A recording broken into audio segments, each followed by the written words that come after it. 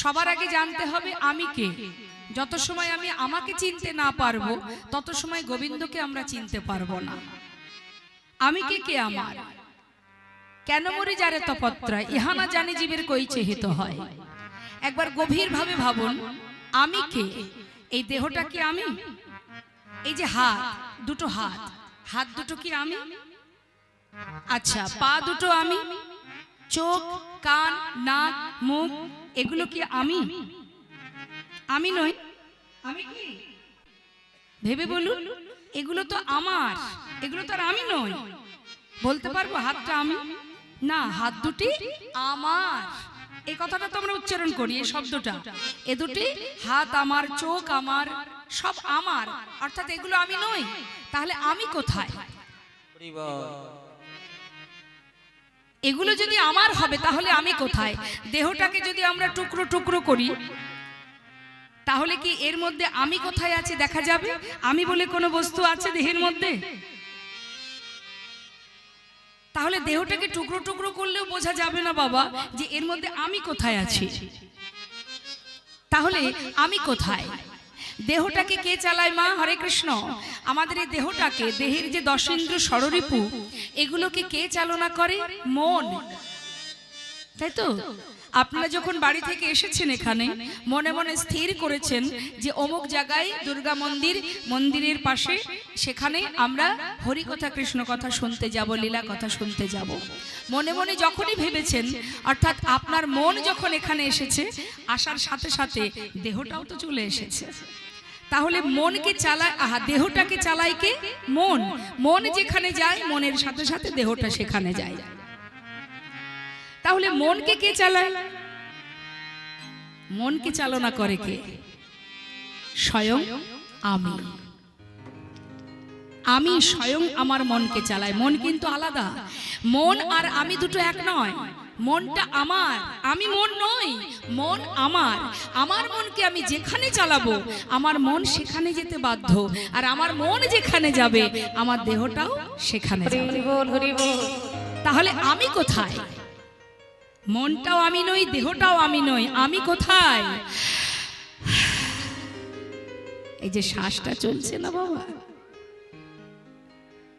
যেটা চোখে দেখা যায় না, যার ক্ষয় নেই, যার মৃত্যু নেই, যার রং নেই, যার আমার দেহের মৃত্যু আছে, আমার দেহ সেটা নষ্ট হয়ে যাবে, মাটি হয়ে যাবে, কিন্তু আমি তো মরব না। আমার মৃত্যু নেই। আমি মানে সাক্ষাৎ, আমি মানে বর্তমান, আমি মানে ভগবানের অংশ, তার শক্তি আমি। তিনি আছেন তাই আমি আছি। আমি যেদিন থাকবো না আমার দেহটাও থাকবে না। তাহলে আমি কে সেটা আগে আমাদের জানতে হবে। আমি কে? যা আছে, যেটা আছে বলে আপনাদের সামনে আমি দাঁড়িয়ে আছি, যে আছে বলে কৃষ্ণ কথা বলতে পারছি,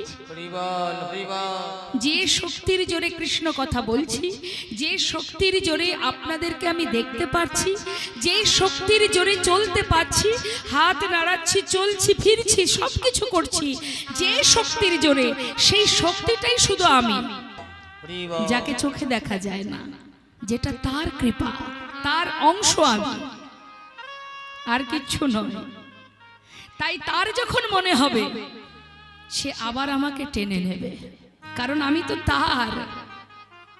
এই জগতের কোনো শক্তি নেই আমাকে ধরে রাখে, আমি তার। তাই ইচ্ছা মতো সে দিতেও জানে, আবার সে নিতেও জানে। তাহলে আমি কোথায় বাস করছি? আমি বাস করছি দেহ ঘরে। সাধারণত বাড়িতে যারা ভাড়া বাড়িতে থাকে মা, ভাড়া বাড়িতে থাকলে মালিককে যদি বলে যে দেখুন, মালিক যদি বলে যে ভাই আমার ঘর ছেড়ে দাও, সে হয়তো বলে দেখুন আমি 2 মাস পরে অমুক তারিখে আপনার ঘর ছেড়ে দেব। সে কিন্তু 2 মাসের মধ্যে আর আপনার কাছে আসবে না, জানে যে এরা 2 মাস পরে ছেড়ে দেবে ঘর। অর্থাৎ এ জগতের ঘরে থাকলে তার একটা সময় সীমা আছে, যে টাইমে আমি ছাড়বো। কিন্তু আমি যে দেহের মধ্যে বাস করছি, যে দেহ ঘরে, এখান থেকে আমি যে মালিকের দেওয়া এই ঘর থেকে যখন সে চাইবে রাতেও চাইতে পারে, দিনেও চাইতে পারে। যখন তার মনে হবে ঘাড় ধাক্কা দিয়ে বের করে দেবে, 1 সেকেন্ডও আপনাকে ওই ঘরে থাকতে দেবে না। তাহলে মা দেহটা তার জন্য পাওয়া, অনেক সাধনার ধন এই দেহ। কতগুলি জন্ম পেয়েছি, জলজা নবলক্ষানে স্থাবরা বিংশতি, ক্রিমিয়া রুদ্র সংখ্যক পক্ষী নং 10 লক্ষ কম, 30 লক্ষানি পশু মানুষ্য 24 লক্ষানি মানবা। কত কষ্টের পর জানেন এই দেহটা পাওয়া। জেনে রাখবেন, এই যে আশা, এই যে মানব দেহ পেয়েছি, এটাই আমাদের প্রথম নয়। এর আগে অনেকবার এসেছি। জলজা নবলক্ষানি, জলের প্রাণী হয়েছি 9 লক্ষ বার। সবাই মন দিয়ে শুনবেন। এই জলজ প্রাণীর মধ্যে, জলের মধ্যে যত প্রাণী আছে, সেই জন্ম পেয়েছি 9 লক্ষ বার। আর এই 9 লক্ষ জন্ম পেতে পেতে ভগবানের কাছে কামনা করেছিলাম, হে প্রভু, এই জলজ প্রাণী থেকে আমাকে মুক্তি দাও। এই জলজ প্রাণীর শেষ জন্ম কি মা? শঙ্খ জন্ম। যেদিন শঙ্খকুলে জন্মে পেলাম, যেদিন ভগবানের সেবায় শঙ্খ বেজে উঠিল, সেদিন জলজ প্রাণী থেকে আমরা মুক্তি পেলাম। আবার পাঠিয়ে দিল জলজ প্রাণী থেকে কোথায়? স্থাবরা বিংশতি, মানে 20 লক্ষ বার আমরা জন্ম পেলাম বৃক্ষকুলে। জগতে যত রকমের বৃক্ষ আছে, গাছ আছে, সব কুলে জন্ম পেলাম 20 লক্ষ বার। গুনুন, প্রথমে হলো 9, তারপরে হলো 20, 9 আর 20 যোগ করুন। এই 20 লক্ষ বার বৃক্ষকুলে জন্মের শেষ জন্ম পেলাম তুলসী জন্ম। যেদিন তুলসী পত্র গোবিন্দ চরণে দিল, যেদিন ভোগের থালায় তুলসী দিয়ে গোবিন্দাই নম বলে নিবেদন করল, সেদিন আমরা বৃক্ষকুল থেকে মুক্তি পেলাম। প্রত্যেকটা জন্মের শেষ জন্ম ভগবানের সেবায় লেগেছে, তারপরে মুক্তি পেয়েছি আমরা। তাতেও হলো না, আবার পাঠিয়ে দিল কোথায়?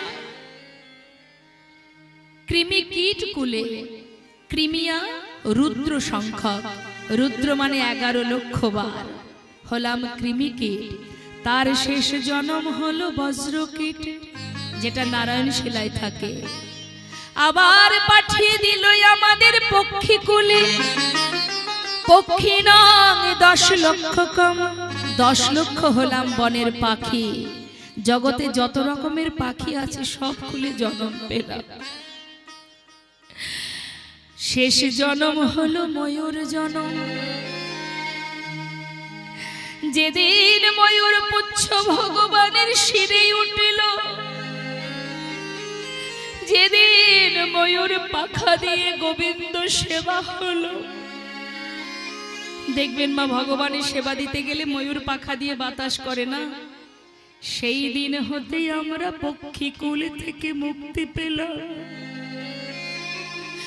ভগবানকে বলেছিলাম, দয়াময়, এমন কীট কুলে, বৃক্ষ কুলে, পক্ষী কুলে জন্ম দিও না।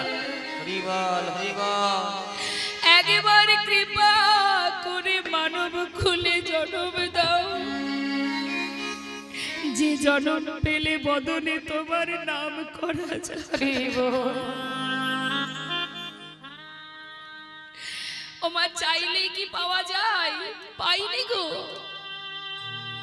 আবার সেখান থেকে পাঠিয়ে দিল কোথায়? বনের পশু করে। বনের পশু করে পাঠালো 30 লক্ষানি পশু মানুষ্য। বনের পশু হলাম বাবা 30 লক্ষ বার। বাঘ হলাম, হাতি হলাম, ঘোড়া হলাম, কুকুর হলাম, বিড়াল হলাম। যখন কুকুর হয়েছিলাম, বিড়াল হয়েছিলাম, মানুষের আঘাত সহ্য করেছি, কত আঘাত সয়েছি বাবা। ঠাকুর ঘরে যদি একটা পশু ঢুকে যায় আমরা তাকে মেরে বাহির করে দিই, কিন্তু একটা মানুষ যদি ঠাকুর ঘরে যায় তাকে তো সসম্মানে ভিতরে নিয়ে যায়। তাহলে পশুকুলে জন্ম পেলে ভগবানের সেবা দিতে চাইলেও সেবা দেওয়া যায় না। দেখবেন অনেক অনেক জায়গায় আমরা ইউটিউবে দেখতে পাই, ফেসবুকে দেখতে পাই, যেখানে হরিনাম চলছে, কোনো হয়তো বাদর এসে বসে আছে, আসরের মধ্যেই বসে হরিনাম শুনছে। তা বাবা, এরা এই জন্ম থেকে মুক্তি পাবে যদি ওই নাম শ্রবণ করে। তারাও চায়, কিন্তু উপায় কি? আমরা তো মানব জীব, মানব জাতি, পশুকে দেখলে তাড়িয়ে দিই, আমাদেরকেও তাড়িয়ে দিয়েছে। ভগবানের কাছে কেঁদেছি, দয়াময় এমন করে আর জন্ম দিও না। যদি তুমি মানব কুলে জন্ম দাও, কথা দিলাম দয়াময় তোমার নাম ছাড়া আর কিছু বলবো না। পাঠিয়ে দিল ৮০ লক্ষ জনই কীট পতঙ্গ হলাম, ৪ লক্ষ মানব জনম, ২৪ লক্ষানে মানবা। কিন্তু মানব কুলে জন্ম দিয়েও ভগবান পরীক্ষা করেছে বাবা। একবার দুবার পরীক্ষা দিইনি আমরা, ৮৪ লক্ষ জনই ভ্রমণ করেছি আর পরীক্ষা দিয়েছি। মানব কুলে জন্ম দিয়েছে বটে, কিন্তু কখনো করেছে অন্ধ, আবার কখনো করেছে বোবা, কখনো করেছে বধির। যারা প্রতিবন্ধী হয় তারা তো মানব জন্ম পেয়েছে, কিন্তু তথাপিও তাদের কেউ চোখে দেখতে পায় না। যখন আমরা অন্ধ ছিলাম ভগবানের কাছে কেঁদেছিলাম, দয়াময় দিলে আমায় মানব জন্ম, তবে দেখার মতো নয়নে দিলে না। সবাই তোমায় নয়ন ভরে দেখতে পায়, তোমার বদন আমি দেখতে পাই না। যদি আবার জন্ম দাও তবে দেখার মতো নয়ন দিও। নয়ন দিল বাবা, পরের জন্মে নয়ন পেল সে, কিন্তু বলার মতো শক্তি পেল না, বোবা করে পাঠিয়ে দিল। আবার কেঁদেছিলাম, হে দয়াময় দিলে তুমি মানব জন্ম, তবে বোবা করে কেন পাঠালে? দেখবেন কোনো ব্যক্তি যদি প্রতিবন্ধীকে দেখে ব্যঙ্গ করে, গুরুজনরা বারণ করে না, বলিস না বাবা, ব্যঙ্গ করতে নেই। এই জন্ম আমরাও পেয়েছিলাম।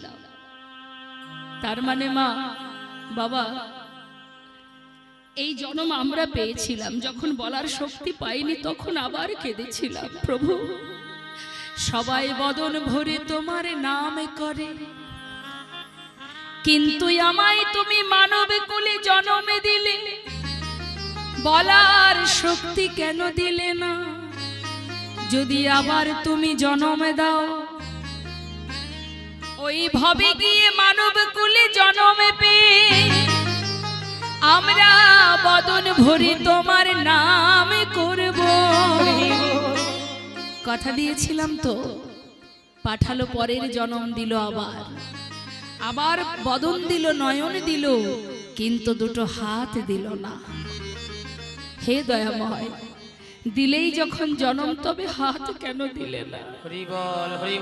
সবাই তোমার দুটি হাত দিয়ে সেবা করে, সবাই দুটি হাত দিয়ে তোমায় সুন্দর করে সাজায়, কিন্তু তুমি কেন আমার দুটি হাত দিলে না? যদি আবার দুটি হাত দাও, আমি কথা দিলাম দয়াময় এই হাত দিয়ে আমি তোমায় সেবা দেব, তোমার চরণে পুষ্পাঞ্জলি প্রদান করব। ভগবান বললেন, তুই সবকিছু যখন পাবি আমায় ভুলে যাবি না তো? না,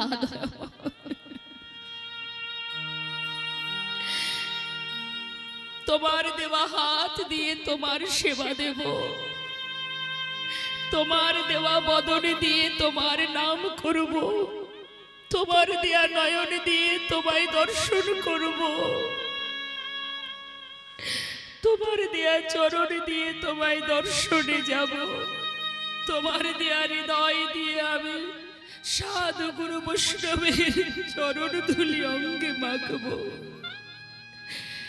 ভগবানের কাছে কেঁদে কেঁদে সুন্দর দেহ পেলাম বাবা, সবই পেলাম, দেখার মতো নয়ন পেলাম, যে নয়নে বিশ্ব ব্রহ্মাণ্ড দেখা যায়, সেবা দেবার মতো হাত পেলাম, হরি নামে করার বদন পেলাম, শোনার মতো শ্রুতি পেলাম, চলার মতো শক্তি পেলাম, ধরে রাখার মতো হৃদয় পেলাম। সবই দিল, কিন্তু দিলে কি হবে?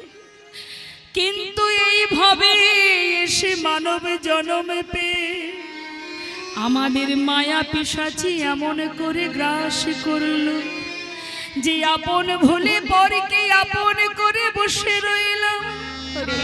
এই জগতের যা কিছু সবই আমার, আর আমার করতে করতে জীবনের গোনা দিন ফুরিয়ে গেল, আপন জনকে চিনতে পারলাম না। কে আমার, আমি কার?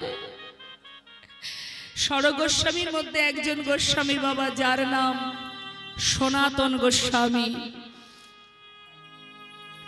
জয়রূপ সনাতন ভট্ট রঘুনাথ, শ্রীজীব গোপাল ভট্ট দাস রঘুনাথ। এই ষড়জে গোস্বামী, ষড়গোস্বামীর এক গোস্বামী যার নাম সনাতন গোস্বামী, যিনি ছিলেন মস্ত বড় জমিদার। হঠাৎ তার মনে প্রশ্ন জাগলো যে জগতে সবই তো আমার, তাহলে আমি কার? এই প্রশ্ন তার মনে জেগেছে। সবই আমার। অনেকে দেখবেন গর্ব করে বলে, বাবা আমার 5টা বাড়ি আছে, 10টা গাড়ি আছে, বলে না আমার 5টা বাড়ি 10টা গাড়ি, আমার এই আছে ওই আছে সেই আছে। কিন্তু একটা কথা জিজ্ঞাসা করি বাবা, এই যে আমরা বলি না 5টা বাড়ি ধরুন আপনার আছে, 5টা বাড়িতে আপনি একসঙ্গে থাকতে পারবেন? পারবেন কি? থাকতে গেলে আপনাকে একটা বাড়িতেই থাকতে হবে। আচ্ছা মা বাবা, একটা বাড়ির পুরো বাড়িটা একসঙ্গে জুড়ে আপনি থাকতে পারবেন? থাকতে গেলে একটা বাড়ির এক রুমে আপনার থাকার জায়গা, তাই তো? কেউ যদি বলে এটা আমার বড় ছেলের ঘর, এটা আমার ছোট ছেলের ঘর, এটা ঠাকুর ঘর, এটা রান্নাঘর, তাই তো? তার মানে কি 5টা বাড়ি আমার, থাকছি কোথায়? একটা বাড়ির এক কোণে, এক ঘরে। আচ্ছা, যে ঘরে যে রুমের মধ্যে আপনি থাকেন, সেই রুমের পুরোটা জুড়ে থাকেন? থাকতে পারবেন? থাকেন কোথায়? ওই রুমের এক কোণে একটা 6-7 একটা পালঙ্ক আছে, সেই পালঙ্কে আপনি ঘুমান, তাই না? আচ্ছা, ওই যে পালঙ্কটা মায়েরা, ওই পালঙ্ক যতটা 6-7 মাপের যে পালঙ্কটা, পালঙ্কর পুরো জায়গাটা জুড়ে আপনি থাকতে পারেন? থাকেন কোথায়? পালঙ্কের এক পাশে, তাই না বাবা? কারণ পাশে যে আর একজন ভাগীদার আছে, তাই না? তাকেও তো জায়গা দিতে হবে। মন চাইলে আপনি পুরো খাট জুড়ে ঘুমাতে পারবেন না, পাশে আর একজনের অংশ আছে, তাকেও দিতে হবে ভাগ। তাহলে হিসাব করলে দেখা গেল আপনার জায়গা মাত্র 3.5 হাত। নিতাই গৌর হরি বল। তাহলে এত গর্ব কিসের আমাদের? আমার 10টা গাড়ি আছে, 10টা গাড়িতে থাকতে পারবো একসাথে? একটা গাড়িতে হাত, একটা গাড়িতে পা, একটা গাড়িতে মাথা, থাকা যাবে? তাহলে কিসের এত অহংকার? এটা আছে ওটা আছে, কিছুই নেই আমাদের, সবই একটা ভ্রম মাত্র। যা কিছু নিয়ে দিন অতিবাহিত করছি সব ভ্রম, মোহ আর মায়া। বৈষ্ণব মহাজন বললেন, তোমার বলতে জগতে একজনই আছে। যখনই সনাতন গোস্বামী ভেবেছেন পৃথিবীতে সবই আমার, তাহলে আমি কার? তিনি কি করলেন? জমিদারি ত্যাগ করে দিলেন, আর একটা কম্বল, শুধুমাত্র একটা কম্বল নিজের সাথে করে নিয়ে ঘর থেকে পথে নেমেছে। পথে পথে ঘুরতে ঘুরতে খবর পেলেন মহাপ্রভু কাশী ধামে আছেন। যেই না খবর পেয়েছে চলে গেছে কাশী ধামে, জানে একমাত্র প্রভুই পারবেন এই উত্তর দিতে। সেই কাশী ধামে পৌঁছে মা, ওই কাশী ধামে মহাপ্রভু যেখানে বসে আছেন তার চরণতলে গিয়ে সনাতন গোস্বামী পড়েছেন। গৌরহরি চমকে উঠলেন, সনাতন এত বড় জমিদার তুমি, এমন করে পাগলের মতো আমার পায়ে এসে পড়লে, কি ব্যাপার, কি চাই তোমার? দয়াময়, একটা প্রশ্নের উত্তর আমাকে কুরে কুরে খাচ্ছে, তুমি শুধু বলো না প্রভু, এই জগতে সবই যদি আমার হবে তবে আমি কার? গৌরহরি বললেন, বাহ, উত্তম প্রশ্ন, কিন্তু সনাতন, যে প্রশ্নের উত্তর তুমি আমার কাছে জিজ্ঞাসা করেছো, এই উত্তরটা শুধু তোমার জন্য নয়, জগতে সবার জন্য। আমি অবশ্যই তোমাকে উত্তর দেব। তার আগে আমায় বলো তো, যে ব্যক্তি সব কিছু ত্যাগ করে আসতে পারে তার কাছে কম্বলটা কেন আছে? কম্বলের মায়া ছাড়তে পারোনি সনাতন? সঙ্গে সঙ্গে পথের বাইরে এক ভিখারিকে কম্বলটি দান করে দিলেন। শূন্য হাতে, কিছুই নেই আর, সব ত্যাগ করে এসেছি তোমার কাছে, শুধু বলে দাও আমি কে, কে আমার, কেন মরে যার তাপত্রয়। যেই না কথাটা বলেছে বাবা, মহাপ্রভু উত্তর দিলেন, জীব নিত্য কৃষ্ণ তাহা ভুলি গেল, এই মায়া পিশাচিটা গলেতে বাঁধিল, মায়া পিশাচিটা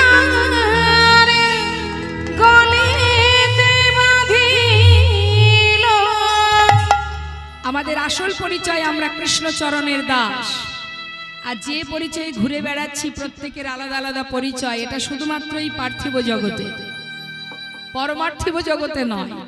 পার্থিব জগতের পরিচয় পার্থিব জগতেই থাকবে, পরমার্থিব জগতের পরিচয় আমরা কৃষ্ণচরণের দাস। সেখানে আধার কার্ড চলবে না বাবা, চলবে? ঠিকানা জিজ্ঞাসা করলে আধার কার্ড দেখালে চলবে সেখানে? সেটা এখানে চলবে। এই পরিচয় দুদিনের পরিচয়। তাই তো শাস্ত্রে বললেন, হে জীব, এই ঘোর কলিযুগে কলিঘোর তিমির গোরাশিল জবজন ধর্ম কর্ম রোহদ।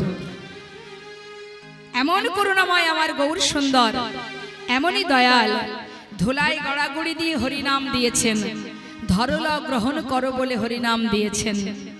বলেছেন, একবার বদনে হরি বল বল, হাজার অপরাধ দূরীভূত। যদি একবার হরি বল বলা যায়, তার একটা প্রমাণ আবার আপনাদের বলি। আগেকার সময়ে এক চোর বাবা চুরি করে, প্রতিদিন চুরি করে বেড়ায়, তার যা কাজ। এখন মন দিয়ে শুনবেন বাবা, চুরি করে, দেখুন হরি কথা, কৃষ্ণ কথা, ভাগবত কথার কি মহিমা। চুরি করে বেড়াতে গেছে, এখানেও নাকি শুনছিলাম যে প্রতিদিন নাকি চুরি হচ্ছে। তা যেজন চুরি করে, যে মালিকের বাড়ি চুরি করতে গেছে, মালিক টের পেয়েছে যে চোর চুরি করে চলে যাচ্ছে।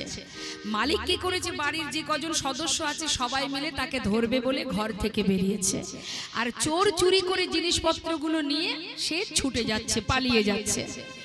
এমন সময় মালিক তার পরিবার নিয়ে তারাও ছুটছে মা, হ্যাঁ, যত দূর পর্যন্ত দেখা যায় তাকে ধরার চেষ্টা করছে। কিন্তু হঠাৎ করে দেখছে এক জায়গায় ভাগবত কথা হচ্ছে, কৃষ্ণ কথা আলাপন হচ্ছে। সেখানে অনেক ভক্ত বসে আছে। চোর মনে করছে যে এই হরিবাসরের মধ্যে যদি আমি বসে যাই, আমাকে তো আর কেউ দেখতে পাবে না। তাই বুদ্ধি করে কি করেছে, সবাই যেখানে বসে আছে তার মাঝখানে গিয়ে বসে পড়েছে। এখন মালিক আর খুঁজে পাচ্ছে না তাকে, কোথায় গেল কোথায় গেল, না পেয়ে ঘরে চলে গেল। আর সেই চোর সেখানে বসে আছে, আর যিনি ভাগবত বর্ণনা করছেন সেই ভাগবত পাঠক বলছে, জীব যদি গুরু দীক্ষা গুরু শিক্ষা গ্রহণ করে, যদি ভাগবত কথা শ্রবণ করে আর দীক্ষা গ্রহণ করলে কি হয়, জীবের পুনর্জন্ম হয়। আর কি হয় না, তার পূর্বের যত অপরাধ আছে সমস্ত অপরাধ থেকে সে উদ্ধার হয়ে যায়, মুক্তি লাভ করে। এই কথাটা কিন্তু চোরের কানে গেছে। ভাগবত শেষ হলেই তার কাছে গেছে, গিয়ে বলছে, গুরুদেব আপনি যে কথাটা বললেন যে ভাগবত কথা শ্রবণ করলে আর দীক্ষা গ্রহণ করলে নাকি পূর্বের অপরাধ দূর হয়ে যায় আর পুনর্জন্ম হয়। এটা কি সত্য? বললেন অবশ্যই সত্য। তাহলে আজ আপনার কাছে আমি মন্ত্র নিতে চাই। বেশ, যেই না মন্ত্র নিয়েছে মা, মন্ত্র নেওয়ার পরে বাবা, ঠিক তার পরের দিন বাবা সে একেবারে সাধারণ মানুষের মতো পথে পথে ঘুরছে। সেই যে ব্যক্তি যার বাড়ি চুরি হয়েছিল, সে হঠাৎ দেখছে যে ওই সেই চোর বেটা পথে পথে ঘুরছে। দেখেই চিনতে পেরেছে, হ্যাঁ এ কাল এসে চুরি করেছিল। সবাই মিলে গিয়ে তাকে ধরেছে। ধরলেই সঙ্গে সঙ্গে বলছে, আমাকে ছেড়ে দাও, তোমরা আমাকে ধরলে কেন? কাল রাত্রে আমার বাড়িতে চুরি করেছিলি, মনে আছে? তুই চুরি করেছিলি। সে বলছে, আমি এ জন্মে চুরি করিনি, আমি এ জন্মে চুরি করিনি। চুরি করিসনি? কাল রাত্রে আমার বাড়িতে চুরি করলি, এখন বলছিস চুরি করিসনি? আয় দেখছি তোর মজা। হাতটা ধরে নিয়ে গেছে রাজার কাছে। হরি বল, হরি বল। তা আগেকার সময় রাজাদের নিয়ম ছিল, যে অপরাধী সহজে মুখ না খুলবে তাকে সাজা দেওয়া হতো। কি ধরনের সাজা?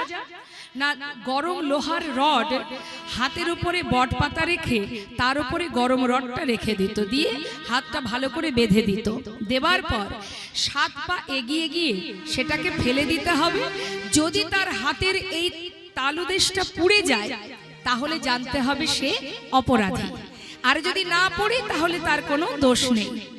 এখন তাকে যেই না ওই লোহার রডটা গরম করে হাতে দিয়ে বলেছে 7 পা এগিয়ে ফেলে দাও, সে তার মনের এতটাই বিশ্বাস, সে বলছে আমি এ জন্মে চুরি করিনি। রাজাকে বলছে, মহারাজ ও সহজে মুখ খুলবে না, ওকে উপযুক্ত সাজা দেয়া হোক তবেই ও মুখ খুলবে।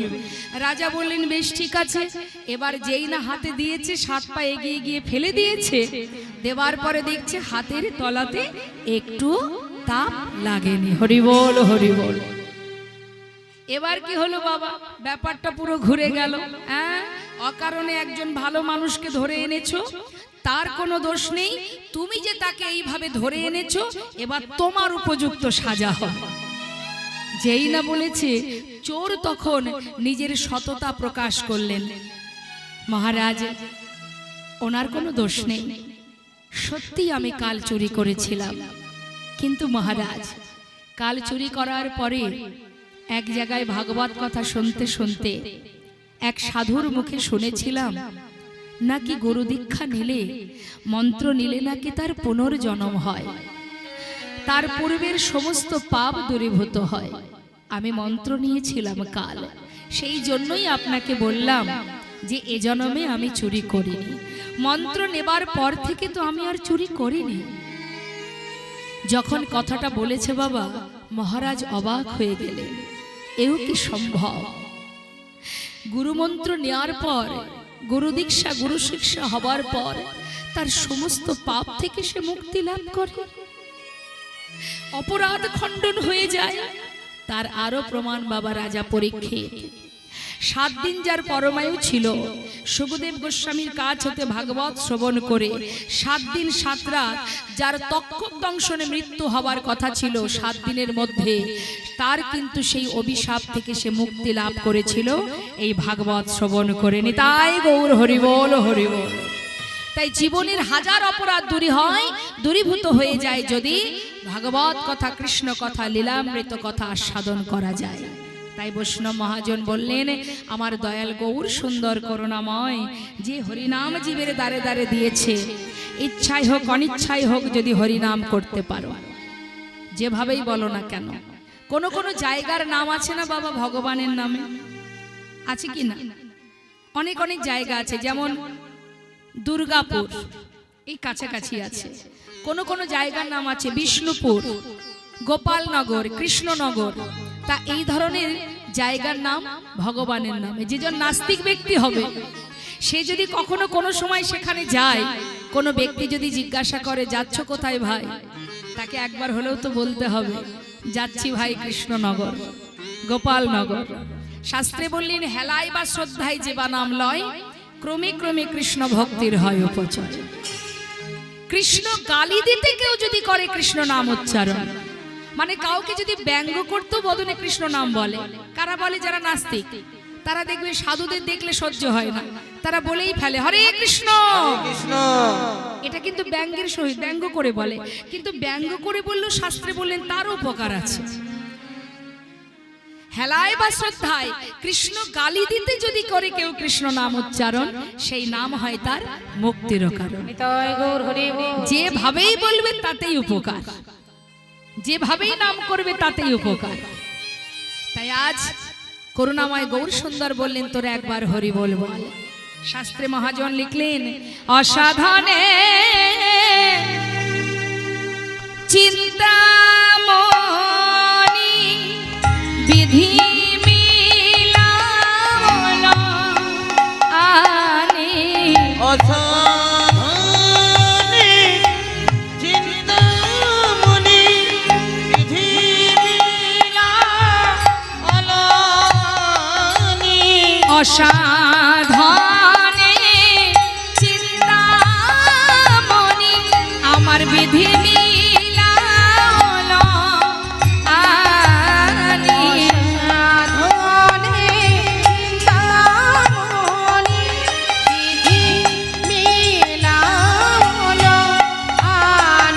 আমার গোরা বড় দয়াল ঠাকুর, ও এমন হবার নয়।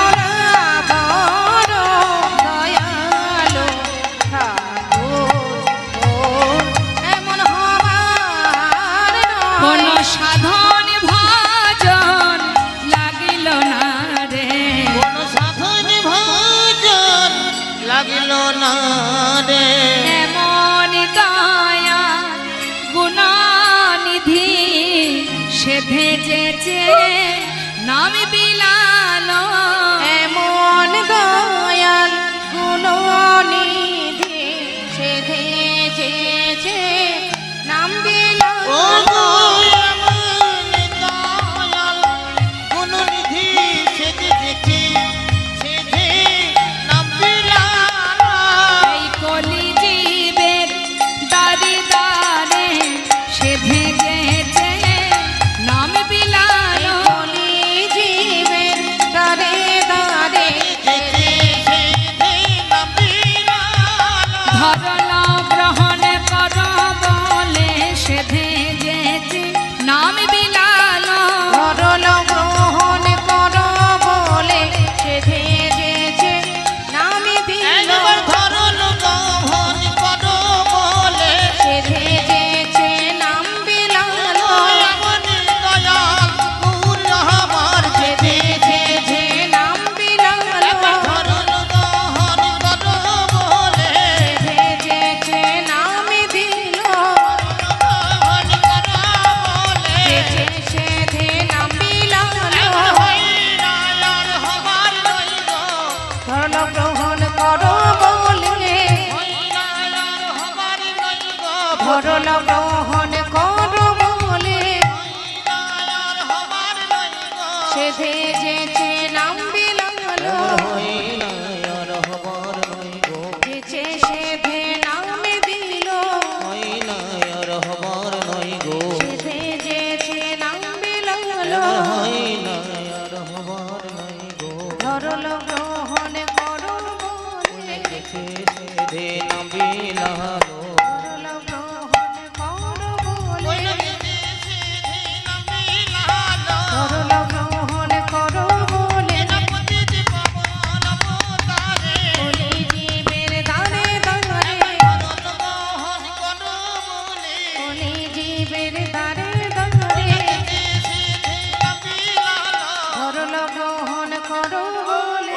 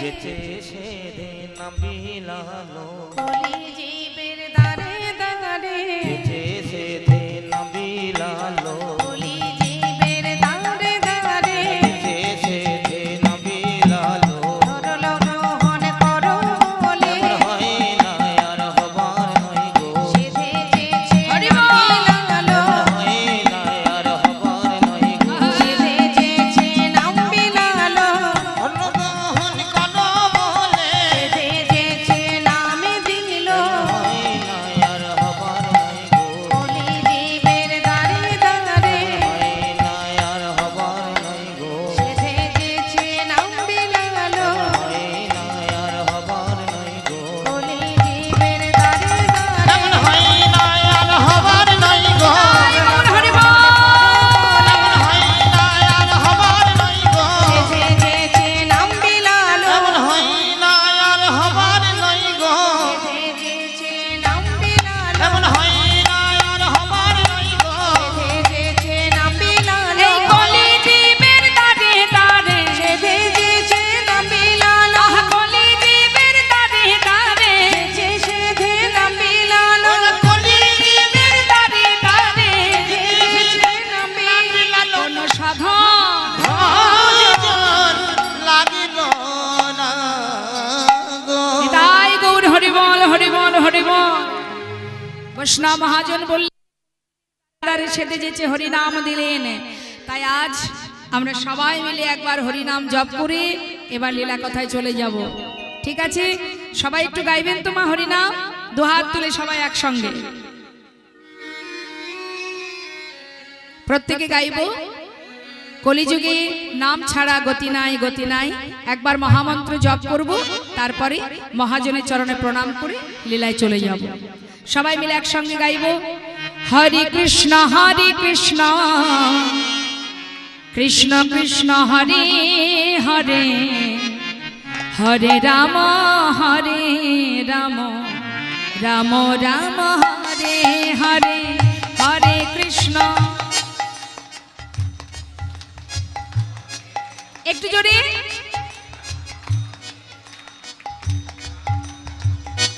দুহাত তুলে হরে কৃষ্ণ কৃষ্ণ কৃষ্ণ হরে হরে হরে রাম রাম রাম রাম হরে হরে হরে কৃষ্ণ।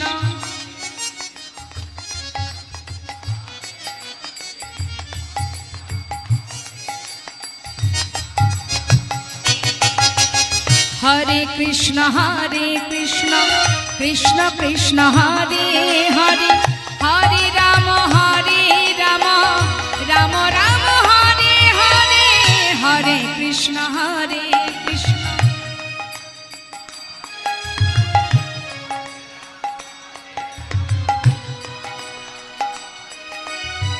হরে কৃষ্ণ কৃষ্ণ কৃষ্ণ হরে হরে হরে রাম রাম রাম রাম হরে হরে হরে কৃষ্ণ।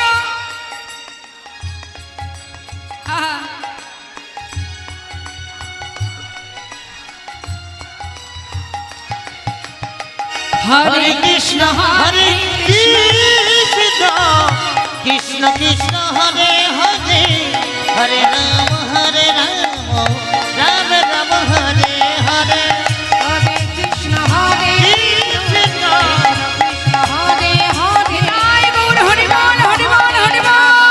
রাম রাম হরে হরে বলো হরে কৃষ্ণ কৃষ্ণ কৃষ্ণ হরে হরে হরে রাম রাম রাম রাম হরে হরে হরে কৃষ্ণ কৃষ্ণ কৃষ্ণ হরে হরে হরে রাম রাম রাম হরে হরে। প্রভু আমার করুণাময়, তিনি আমরা শুনছিলাম গৌর কথা। প্রভু বললেন নাম করো, নাম ছাড়া কলিজীবের নাহি আর ধর্ম, সর্বধর্ম সার নামে শাস্ত্র মর্ম। বাবা, চারিবেদে ষড়দর্শন পড়িয়া যে জন, সে যদি গৌরঙ্গ নাহি ভজে, বৃথা তার অধ্যয়ন লোচন বিহীন জন দর্পণে অন্ধে কিবা কাজে। যদি পাণ্ডিত্য থাকা সত্ত্বেও ভিতরে অহংকার থাকে, কাজে একটা অন্ধ ব্যক্তির সামনে দামি মূল্যবান একটা আয়না যদি ধরা হয়, সে তার মুখ যেমন দেখতে পাবে না, অর্থাৎ অন্ধ ব্যক্তির কাছে আয়নার যেমন কোনো মূল্য হয় না, ঠিক তদ্রূপ তুমি যতই পণ্ডিত হও না কেন, তোমার ভিতরে যদি দীনতা না থাকে, তাহলে তোমার ওই বিদ্যা অধ্যয়ন ওই অন্ধ ব্যক্তির সমতুল্য। আর কি বললেন, বেদ বিদ্যা দুহু কিছু নাহি জানত, সে যদি গৌরঙ্গ করে সার, ঠাকুর নয়নানন্দেতে ভনে সেই তো সকলই জানে, সর্বসিদ্ধি করতলে তার নেতাই গৌর হরি বল হরি বল। তোমার কিচ্ছু জানা নেই, বিদ্যা নেই, জ্ঞান নেই, বুদ্ধি নেই, ঠিক আছে, কিন্তু তুমি যদি গৌরচরণ সার করতে পারো, শাস্ত্রে মহাজন বললেন সর্বসিদ্ধি করতলে তার। ও তার কিছুই জানতে লাগে না গো, কিছুই জানতে লাগে না গো। যে জন গৌরচরণ সার করেছে, তার কিছু জানতে লাগে না যে গো। গৌরচরণ সার করেছে, কিছু জানতে লাগে না গো। ও যে গৌরচরণ সার করেছে, এ সংসারকে অসার ভেবে, জয় গৌর হরি বল হরি বল। ওই সারি সারি কি অসারি ভেবে, গৌর চরণ সার করেছে তার কিছুই জানতে লাগে না গো। তার সর্বসিদ্ধি সর্বসিদ্ধি করতলে তার। সর্বসিদ্ধি করতলে শুনলাম আমরা ঠাকুর আনন্দেতে ভনে, ঠাকুর নয়নানন্দের এই সুন্দর গৌরচন্দ্রিকা শ্রবণ করে চলে যাব লীলা কথায়। তো চলুন আমরা লীলা কথা আস্বাদনে যাব মা। যেহেতু আজ নদিয়ার চাঁদ গৌরহরির সঙ্গে তার প্রিয় ভক্তের মিলন হবে নবদ্বীপে গৌরহরির সাথে, তা সেই গৌরহরিরই একটি ভজন আমরা সবাই শ্রবণ করব, বাংলা ভজন। চলুন যাই শ্রীধাম নবদ্বীপে গৌরের একটা ভজন শ্রবণ করি। জয় রাধে। শ্রীধাম নবদ্বীপের মাঝে নদিয়ার চাঁদ গৌর সুন্দর নদিয়ার পথে পথে হরিনাম করেন ভক্তগণকে নিয়ে। এক নদিয়া নাগরী আর এক নাগরীকে বলছে, সই আজ আমি সুরধ্বনি গঙ্গার তীরে কি দেখলাম জানিস? কি দেখলি? দেখলাম সুরধ্বনির কিনারা, আচ্ছা সোনার নুপুর দিয়া পায়, তাই নাকি? নাচে নাগরী গো সুন্দর গৌরঙ্গরা। ওই না সুরধ্বনির কিনারায় সোনানপুর দিয়া পায়, নাচে নাগরী গো সুন্দর গৌরাঙ্গরা। আহা সুরধ্বনির কিনারায় সোনার নুপুর দিয়া পায়, নাচে নাগরী গো সুন্দর গৌরঙ্গরা। ওই সুরধ্বনির কিনারায় সোনার উপর দিয়া পায়, নাচে না করে গো সুন্দর গৌরাঙ্গরায়। দেখলাম সুন্দর, আহা সুন্দর, আহা সুন্দর গৌরঙ্গরায়, নাগরী গো সুন্দর গৌরঙ্গরায়। ওই না সুরধ্বনির কিনারায় সোনানপুর দিয়া পায়, নাচে নাগরী গো সুন্দর গৌরাঙ্গরা।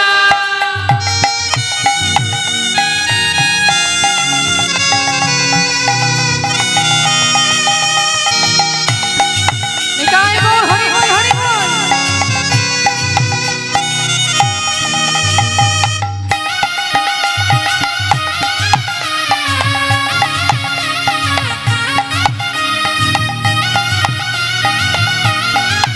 নবদ্বীপ ধাম কি জয় গৌর হরি কি জয়।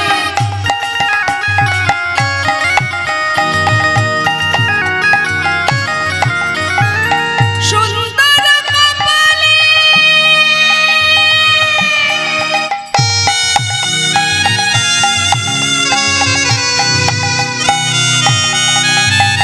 সুন্দর তিলক গো, ওই সুন্দর কপালে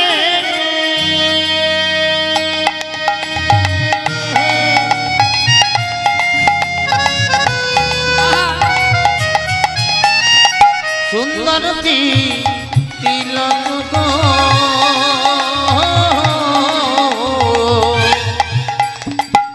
সুন্দর কাকে বলে গো?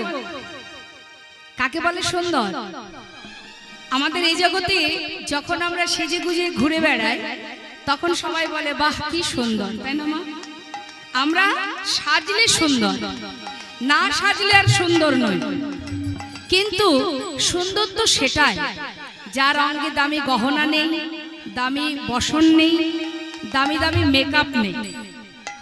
গৌরহরিকে দেখেছেন তো মা, যাকে দেখলে ত্রিভুবন ভুলে যায়, যার রূপ দেখলে ত্রিভুবন ভুলে যায়। আমার আপনার মতো হিন্দু জাতি নয়, কত মুসলমান ভক্ত আছে। সম্রাট আকবর, নাসির মাহমুদ, আব্দুল করিম, কাজী নজরুল ইসলাম, চাঁদ কাজী, যারা গৌর চরণে নিজেকে সঁপে দিয়েছে। হ্যাঁ, তাহলে যে রূপে দামি অলংকার নেই, দামি বসন নেই, তথাপিও সেই রূপ সুন্দর থেকেও সুন্দরতম। তাহলে সৌন্দর্য তো সেটাই মা। আমাদের একটু দেখতে সুন্দর হলে অহংকার হয়, আমি কত সুন্দর। কিন্তু যে রূপ দেখলে ত্রিভুবন ভুলে যায়, সেটাই তো প্রকৃত রূপ। নদিয়া নাগরী বলছে, নদিয়ার এক রমণী আর এক রমণীকে বলছে, জানিস সখী, জানিস সই, দেখলাম সুন্দর কপালে সুন্দর তিলক, আর কি দেখেছিস? আহা সুন্দর একখা, দেখলাম সুন্দর একখানে নামা বলি গায়, নাগরী গো সুন্দর গৌরাঙ্গরা। ওই না সুরধনী কি না যায়, সোনার পুজিয়া পায়, নাচ নাগরী গো সুন্দর গৌরাঙ্গরা।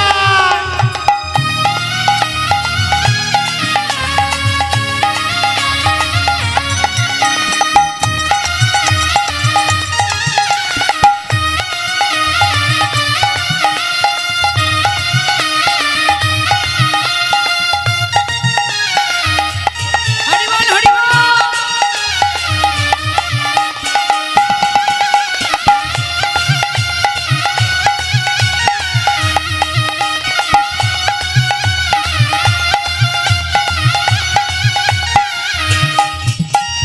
সুন্দর নয়নে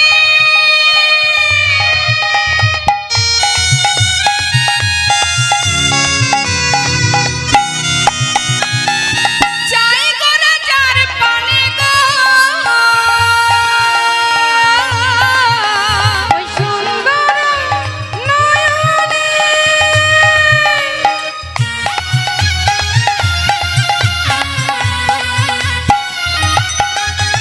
চাই গো রাজার পানে গো। স্বয়ং মহাপ্রভু যদি তার নয়ন দিয়ে কারোর দিকে তাকায়, তিনি যদি কারোর চোখে চোখ রাখে, আমাদের কি অবস্থা হবে? নদিয়া নাগরী বলছে, জানিস সজনী, ওই মানুষটি যদি একবার কারোর দিকে তাকায়, তার কি হবে দশা? আহা দেহ ছাইরা, তাই নাকি? এই দেহ ছাইরা মনটা লইয়া যায়, নাগরী গো সুন্দর গৌরাঙ্গরা। সুরধনীর কিনারায় সোনার পুজিয়া পায়, নাচ নাগরী গো সুন্দর গৌরাঙ্গরা। সুন্দর গৌরাঙ্গরা। সুন্দর গৌরাঙ্গরা। নবদ্বীপ ধাম কি, গৌর সুন্দর কি, প্রভু কি, গঙ্গা মা কি, পঞ্চতত্ত্ব কি, নিতাই গৌর হরি বল, হরি বল, হরি বল। শ্রীধাম নবদ্বীপের মাঝে কলির ভগবান।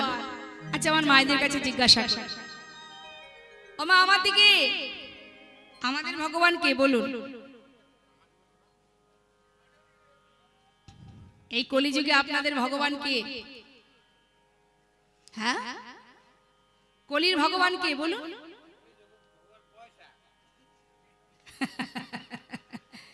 হরি বল, হরি বল। তাহলে তো কীর্তন শোনাই বৃথা হয়ে যাবে যদি বলেন পয়সা, তাহলে তো কীর্তন শোনাটাই ভুল হবে আপনার। ওমা, কলির ভগবান কে? বাবা, আজ যে রাজা কাল সে ভিখারি, তাই না? প্রভু যেমন দিতে জানেন তেমন নিতেও জানেন, তাই না? তো তিনি যে দেবেন, তোমাকে যে দেবে, আগে তো তোমাকে পরীক্ষা দিতে হবে তুমি দেওয়ার উপযুক্ত কিনা। সুদামা সারা জীবন কষ্ট পেয়েছে, তার পরিবার গাছতলাতে কাটিয়েছে, ঝড় বৃষ্টি মাথার উপর দিয়ে বয়ে গেছে, কোনোদিন শ্বাসে প্রশ্বাসে কৃষ্ণ নাম ছাড়া জানতো না। অবশেষে দ্বারকাধীশ ভগবান কৃষ্ণ তাকে সোনার প্রাসাদ বানিয়ে দিয়েছিলেন। তাই মাথায় রাখবেন, যিনি দেনেওয়ালা, যিনি দেবেন, দেবার মতো জায়গা যদি তোমার হয় তবেই দেবে। তুমি আগে তার উপরে নির্ভরশীল হও, তবে তো পাবে। আজকের লীলাটা শুনুন, তবে বুঝতে পারবেন যে কলির ভগবান কে আর কি করা আমাদের উচিত। মায়েরা বলুন, কলির ভগবান কে? জানেন না? গৌর হরি। বাহ, খুব সুন্দর। তাহলে কলির ভগবান গৌর হরি, তাই না? তিনি জীবের ঘরে ঘরে হরিনাম সংকীর্তন দিতে দিতে, নদিয়ার পথে পথে হরিনাম দিতে দিতে অবশেষে নবদ্বীপের মধ্যে বড় বড় ব্রাহ্মণ পণ্ডিত, ন্যায়রত্ন, বিদ্যারত্ন, এগুলো পণ্ডিত, বড় বড় পণ্ডিত মহাপ্রভুর সময়, তর্কলঙ্কার, বাচস্পতি, এরা হচ্ছে বড় বড় পণ্ডিত, ব্রাহ্মণ পণ্ডিত, চাপাল গোপাল। তা এই ব্রাহ্মণ পণ্ডিতেরা নিমাইয়ের হরিনাম বন্ধ করার চেষ্টা করে। গৌর হরি এক সময় নবদ্বীপ ছেড়ে ধর্ম প্রচারের জন্য তিনি ওই নবদ্বীপ ছেড়ে নানা তীর্থে হেঁটেছেন, আর জীবের জন্য ধর্ম প্রচার করে গেছেন, হরিনাম দিয়ে গেছে। অন্যান্য যুগে ধর্ম প্রচার হয়েছে, তার একটা নির্দিষ্ট সীমাবদ্ধ জায়গা আছে বাবা। যেমন দাপর যুগে যে ধর্ম প্রচার হয়েছে, সেই ধর্ম শুধুমাত্র 84 ক্রোশ বৃন্দাবনের মধ্যেই বাধা, তার বাইরে নয়। কিন্তু কলিতে মহাপ্রভু যে ধর্ম প্রচার করেছেন হরিনাম, এটা কিন্তু এক জায়গায় বাধা নেই। শুধু নবদ্বীপেই বাধা নেই, শুধু আমাদের ভারতবর্ষে বাধা নেই, পৃথিবীতে যত আছে নগরাদে গ্রাম, সর্বত্র প্রচারিবে মোর হরিনাম। লক্ষ্য করে দেখবেন, অর্থের অভাব নেই। বিদেশি, আমেরিকা থেকে, ফ্রান্স থেকে, ইতালি থেকে কত কত ভক্তরা যাদের সন্তানকে নিয়ে, স্ত্রীকে নিয়ে, পরিবারকে নিয়ে নবদ্বীপ মায়াপুরে গৌর চরণে নিজেদেরকে সঁপে দিয়েছে। কোটি কোটি টাকার মালিক তারা, সর্বস্ব গৌর চরণে সঁপে দিয়েছে। তাহলে কি তারা বোকা? আমরা বোকা। আমরা বোকা বলেই এখনো তাকে চিনতে পারিনি, যিনি বিশ্ব ব্রহ্মাণ্ডের মালিক, তাকে চিনতে পারিনি। আজ বাবা সেই করুণাময় গৌর সুন্দর পায়ে হেঁটে নানা তীর্থ ঘুরেছেন। একবার ভাবার বিষয়, নবদ্বীপ থেকে তিনি পিতৃভূমি দর্শনে গিয়েছিলেন। নবদ্বীপ থেকে পিতৃভূমি মানে তার বাংলাদেশে শ্রীহট্ট বলে একটি জায়গা আছে। আমরা যদি নবদ্বীপ থেকে বাংলাদেশের শ্রীহট্টে আমরা অনেকবার গেছি প্রোগ্রামের জন্য, প্রভুর ওই জন্মভিটা পিতৃভূমি দর্শনে, মানে ওখানে আমাদের প্রোগ্রাম ছিল। তো আমরা বেনাপোল বর্ডার, যেখানে লক্ষ্য হীরাকে উদ্ধার করেছিলেন হরিদাস ঠাকুর, ওইখানেই আমাদের ঘর, একেবারে বেনাপোল বর্ডার। ওই বর্ডার থেকে যদি আমরা নাইট কোচ বাসে উঠতাম, 15 ঘন্টা 17 ঘন্টা লেগে যেত আমাদের বাসে ওই শ্রীহট্টে, সিলেট পৌঁছাতে। তাহলে বর্ডার থেকে যেতে যদি 15 ঘন্টা 17 ঘন্টা বাসে লেগে যায়, আর মহাপ্রভু যিনি নবদ্বীপ থেকে গিয়েছিলেন পায়ে হেঁটে ওই পিতৃভূমি দর্শন, শুধুমাত্র পিতৃভূমি দর্শনে তিনি যাননি, ধর্ম প্রচারের সাথে সাথে গেছেন। মহাপ্রভু যখন পিতৃভূমি দর্শনে যান, তখন তার সহধর্মিণী ছিলেন মা লক্ষ্মীপ্রিয়া। লক্ষ্মীপ্রিয়া প্রভু চলে গেছেন এই শোকে শোকাহত হয়ে ওই কাল সাপে, কাল সাপ মানে সাপ নয়, কাল অর্থাৎ প্রভু যে নেই, সেই শোকে বিরহ সাপে সে প্রাণ ত্যাগ করে। যেই না বাবা মা লক্ষ্মীপ্রিয়া চলে গেলেন, গৌর হরির মা সচিমা চিন্তায় পড়ে গেলেন। ছেলে যে আমার পথে পথে হরিনাম করে, তাকে আমি কি করে ঘরে বেঁধে রাখবো। তাই মা বুদ্ধি করে কি করলেন, ছেলেকে আবার দ্বিতীয়বার বিবাহ দেবে বলে মালঞ্চ পাড়ার সনাতন মিশ্রের কন্যা মা বিষ্ণুপ্রিয়ার সঙ্গে যোগাযোগ করলেন। গৌর হরি বললেন, মা আমি তো বিবাহ একবার করেছি, আর আমি চাই না। মা বললেন, বাবা আমি তো তোর মা, আমার কথা একবার শোন, অন্তত আমার কথা মতো আমার জন্য তুই একবার বিবাহ কর। কারণ মায়ের মনে ইচ্ছা, ছেলেটাকে যদি কারোর হাতে তুলে দিয়ে মরতে পারি, অন্তত মরেও শান্তি পাবো। কারণ সে সারাক্ষণ সুরধ্বনি গঙ্গার এপার ওপার হরিনাম করে পথে পথে ঘোরে। সেই জন্য মা চাইছে বিষ্ণুপ্রিয়ার হাতে তাকে তুলে দিয়ে চলে যাবে। কিন্তু মহাপ্রভু কি করেছিলেন বাবা, মায়ের কথা মতো বিবাহ করেছিলেন। তখন মা বিষ্ণুপ্রিয়ার বয়স 13 বছর। মাত্র 2 বছর প্রভু ছিলেন মা বিষ্ণুপ্রিয়ার সঙ্গে, 13 থেকে 15। যখন মা বিষ্ণুপ্রিয়ার বয়স 15 বছর, মহাপ্রভুর বয়স তখন 24 বছর। এই 24 বছর বয়সে মহাপ্রভু সন্ন্যাসী হয়েছিলেন। আর বিবাহের পরের দিন নতুন বউকে নিয়ে যখন ঘরে যাবেন, চৌকাটে পা দেবে, শুভ কাজে বিঘ্ন ঘটানো মানেই কিন্তু আগামী কোনো একটি কাজে যাবেন বলে তারই একটা ঘটনার ইঙ্গিত করা। তাই প্রভু চিন্তা করলেন, আমি তো সংসারে থাকবো না, সন্ন্যাসী হয়ে আমি বেরিয়ে যাব, কিন্তু এই ব্যাপারটা আমি বিষ্ণুপ্রিয়াকে জানাবো কি করে। তাই তিনি কি করেছেন, মা বিষ্ণুপ্রিয়াকে নিয়ে যখন চৌকাটে উঠবেন, মা বিষ্ণুপ্রিয়া বা পাদ আগে ফেলেছে, যেই পা ফেলেছে প্রভু আমার দক্ষিণ পদ পায়ে পা বাঁধিয়ে দিয়েছে। দেওয়ার সাথে সাথে মা পায়ে বেঁধে হোঁচট খেয়ে পড়ে যায়, আর সাথে সাথে তার বৃদ্ধাঙ্গুলি থেকে রুধির বাহির হয়ে যায়। যেই না রুধির বাহির হলো, মা চিৎকার করে উঠলেন, বিষ্ণুপ্রিয়া মা, যে আমার সংসারে সবেমাত্র শ্বশুর বাড়িতে পা রেখেছি, এমন অমঙ্গলের চিহ্ন কেন দেখলাম। ঘটনা তো প্রভু ঘটালেন, শুভক্ষণে অমঙ্গলের চিহ্ন দিলেন এই জন্য যে প্রিয়া, আমি তোমার কাছে থাকবো না। তাই অঘটনটা ঘটানোর সাথে সাথে প্রভু আমার নিজের আঁচল থেকে বস্ত্র ছিঁড়ে, মানে নিজের পরনে যে ওড়না, কিছুটা বস্ত্র ছিঁড়ে মা বিষ্ণুপ্রিয়ার পায়ের বৃদ্ধাঙ্গুলিটা আবার বেঁধে দিলেন। দেওয়ার সাথে সাথে আবার রক্ত বন্ধ হয়ে গেল। এই ঘটনাটা ঘটিয়েছিলেন কেউ জানতো না, একজন জানতেন, যিনি হলেন লোচন দাস ঠাকুর। তিনি ঘটনাটা জানতেন। তা মাগো, সেই 15 বছর বয়সে প্রভু যখন সন্ন্যাসী হয়ে চলে যান, মা বিষ্ণুপ্রিয়া সেই দিন থেকে প্রতিজ্ঞা করেছিলেন, আমার মুখ দেখলে প্রভুর যদি ধর্মের বিঘ্ন ঘটে যায়, এই মুখ জগতে আমি আর কাউকে দেখাবো না। যেদিন প্রভু সন্ন্যাসী হয়ে চলে যান, আর কোনোদিন মা বিষ্ণুপ্রিয়া আশায় ছিলেন। 3 দিন পর নিত্যানন্দ প্রভু নিমাইকে ধরে এনেছিলেন শান্তিপুরে অদ্বৈত গৃহে। মা দেখছে, মা সচিমা দেখছে ছেলে সন্ন্যাসী হয়ে গেছে। যে ছেলে সন্ন্যাসী হয় তাকে কখনো আর ঘরে বেঁধে রাখা যায় না মা। তাই গৌরহরি বলেছিলেন, মা আমি তো সন্ন্যাসী হয়েছি, তুমি আমাকে বিদায় দাও। মা বললেন, বাবা সন্ন্যাসী যখন হয়েছিস তোকে আমি ধরে রাখতে পারবো না, কিন্তু এটুকু তো তোর কাছে চাইতে পারি যে তুই আমার কাছে কাছে থাক, অন্তত সন্তান হারা যন্ত্রণা থেকে তো একটু মুক্তি পাবো। গৌরহরি বললেন, মা আমি যেহেতু সন্ন্যাসী হয়েছি, তোমার কাছে তো আমি আর থাকতে পারবো না। মা বললেন, তবে বাবা যদি তুমি যেতেই চাও, নীলাচলে বাস করো, মানে পুরীধামে।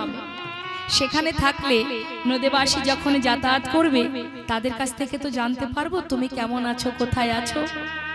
তাই মায়ের বাক্য শিরোধার্য করে প্রভু আমার ওই নবদ্বীপ ছেড়ে চলে যান।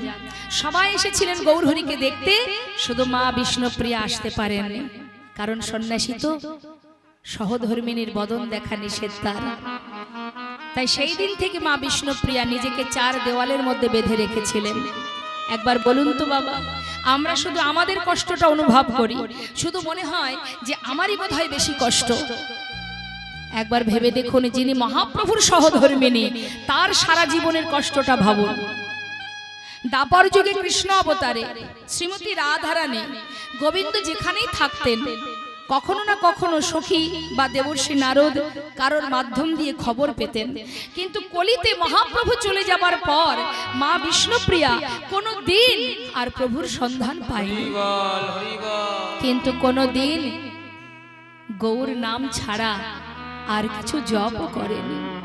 যতদিন বেঁচে ছিল 4 দেওয়ালের মধ্যে নিজেকে বেঁধে রেখে সারাদিন গৌর গৌর, কাষ্ঠ বিগ্রহ দারু বিগ্রহ সেবা করতেন, আর সারাদিন গৌর নাম জপ করতেন। আর একটা করে চাল, মানে একবার করে উচ্চারণ করে একটা চাল আলাদা করে রাখতেন। এইভাবে দিনের শেষে যতগুলো চাল হতো সেই চালটুকু সিদ্ধ করে, লবণ ছাড়া আলবণ, ওই সিদ্ধ অন্ন আগে দিতেন শাশুড়ি মা সচিমাকে, তারপরে দিতেন বাড়ির ঈশানকে, কাজের লোক ঈশান, পৌরাণিক ভৃত্য। অবশেষে যেটুকু বেঁচে থাকতো নিজে সেবা করত। কেন? প্রাণটা যদি বেঁচে না থাকে আমি আমার প্রভুর সেবা করব কি করে? শেষ নিঃশ্বাস ত্যাগ করেছিলেন ওই গৌর চরণ সেবা করে করে। তাহলে যে তার সহধর্মিণী, তার জীবনে কত কষ্ট। মা যশোমতী কৃষ্ণকে কাছে পাওয়ার পর থেকে ওই কংস রাজার অত্যাচারে কোনদিন মা কি শান্তি পেয়েছে? সারা জীবন কেঁদেছে। কি ছিল তার অপরাধ? একবার ভাবুন তো, 5 বছরের ছোট্ট ছেলে প্রহ্লাদ যে হরিকে ভালোবাসতো বলে তার নিজের পিতা তাকে বারবার প্রাণে মারতে চেয়েছে। কি ছিল ওই শিশুর অপরাধ? প্রভুকে ভালোবাসতো। ভগবান বলেন, যে করে আমার আশ আমি তার করি সব নাশ। তথাপিও যে না ছাড়ে আমার পাশ, আমি হই তার দাসানুদাস। হাল ছাড়লে হবে না। তুমি যেমন রাখবে আমি তাতে খুশি। কষ্টে রেখেছো, এটাই আমার কাছে প্রসাদ। সুখে রেখেছো, এটাই আমার কাছে প্রসাদ। যেভাবে রাখবে তাতে কোনো দুঃখ নেই। মাগো, সেই মহাপ্রভু মায়ের কাছ থেকে অনুমতি নিয়ে চলে যায় নীলাচলে।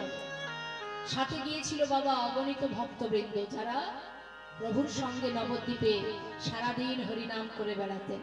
প্রভু চলে গেলে আমরা কি নিয়ে থাকবো?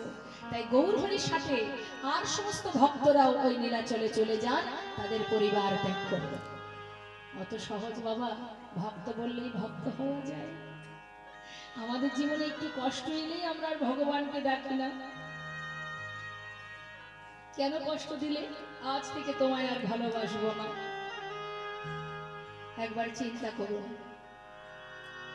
শ্রীমতী রাধারানী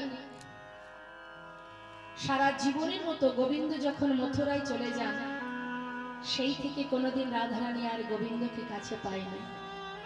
কিন্তু প্রেমময়ী রাধারানী সদা সর্বদাই কৃষ্ণ বিরোহিনী রাধা। বিদায় নেবার সময় ভগবান কৃষ্ণ বলছে, রাধে তুমি আমায় ক্ষমা করো, আমি তোমার উপযুক্ত নই, বিদায় দাও রাধে। শ্রীমতী রাধারানী বললেন, বধূ তুমি আমার কাছ থেকে দূরে যাচ্ছ, সেটা তো শুধুমাত্র চোখের সামনে দিয়ে। তুমি বৃন্দাবন ছেড়ে মথুরা যাচ্ছ, আমি তোমাকে আমার কাছ থেকে, আমার চোখের সামনে থেকে তোমাকে দূরে সরাচ্ছি। তাই বলি তার মন থেকে তুমি চলে যেতে পারছো না। যাও দেখি কেমন পারো আমার মন থেকে যেতে। তাই নিজের হাতের বাঁশিটা বলছে, রাধে যতদিন বৃন্দাবনে ছিলাম এই বাঁশিটা আমার প্রয়োজন ছিল, কারণ তোমাকে বাঁশি দিয়ে বাঁশির সুরে তোমাকে ডাকতাম।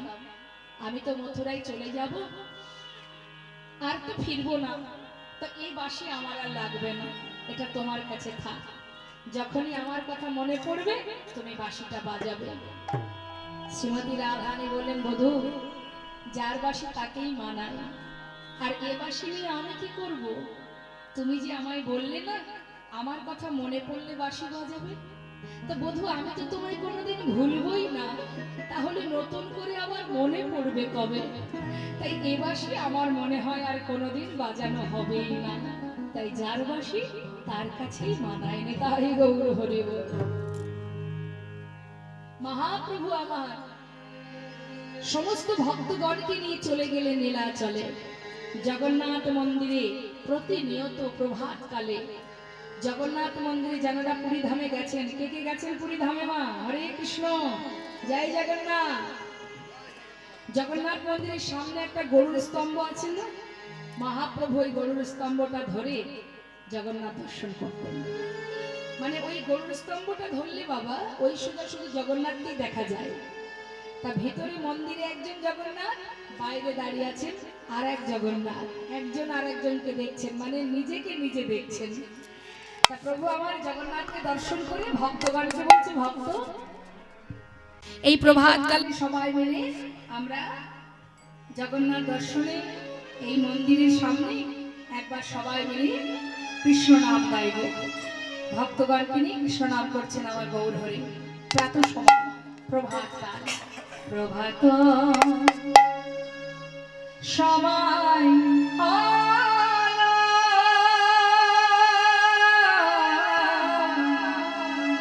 কৃষ্ণ কৃষ্ণ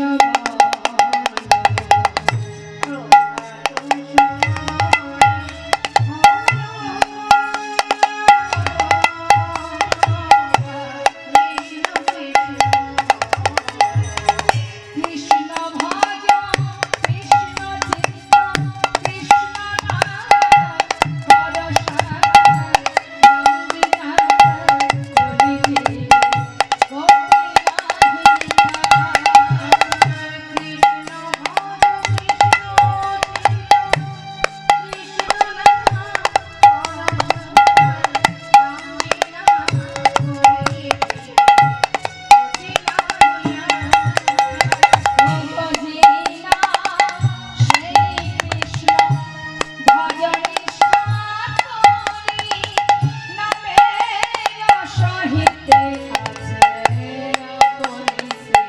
হরে নাম ভজনা নাম করো হরি বল হরি বল হরি বল